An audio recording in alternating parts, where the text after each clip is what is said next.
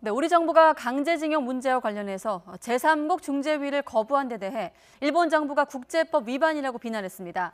청와대는 오히려 일본이 국제법을 위반하고 있다면서 부당한 수출 규제를 즉시 철회하고 대화에 나서라고 촉구했습니다. 청와대 취재기자 연결하겠습니다. 임성호 기자. 네, 청와대입니다. 네, 청와대가 정면으로 반박을 했죠?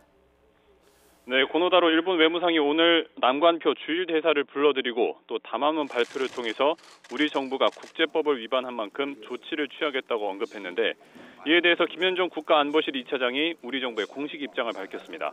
우선 1965년 한일 청구권 협정이 강제징용자들에 대한 반인도적 범죄를 포함하지 않았다는 우리 대법원 판결을 우리 정부가 무시할 수 없다는 점부터 분명히 했습니다.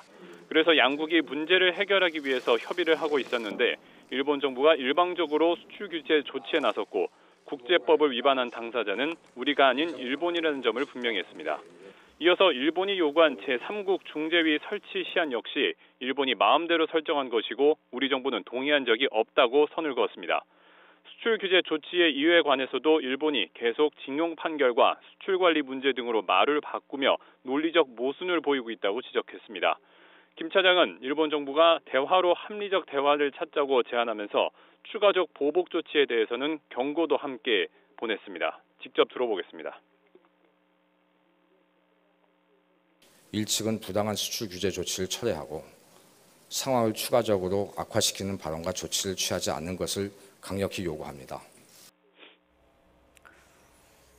자, 그리고 일본이 추가 보복 조치에 나설 경우 이 한일 군사정보보호협정을 파기해야 된다 이런 주장이 있는데 청와대가 가능성을 열어놨어요? 네, 청와대 고위 관계자는 한일 군사정보보호협정, 이른바 지소미아 협정에 대해서 모든 가능성을 열어놓고 검토하고 있다고 밝혔습니다. 꼭 일본의 경제 보복 조치 때문만은 아니라는 입장입니다.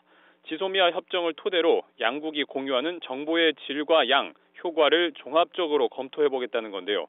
청와대가 협정을 유지하겠다는 기존의 입장을 바꿔서 협정 파기까지 포함한 다양한 대안을 염두에 두고 있다는 복합적인 해석으로까지 여지를 열어둔 것으로 보입니다. 이런 가운데 일본 정부가 모레 참의원 선거가 끝난 뒤에는 좀 더 유연한 태도를 보이지 않겠느냐는 기대들이 많았는데 청와대 고위 관계자는 단호하게 그렇게 보지 않는다고 말하면서 사태가 장기화할 것으로 내다봤습니다. 지금까지 청와대에서 YTN 임성호입니다.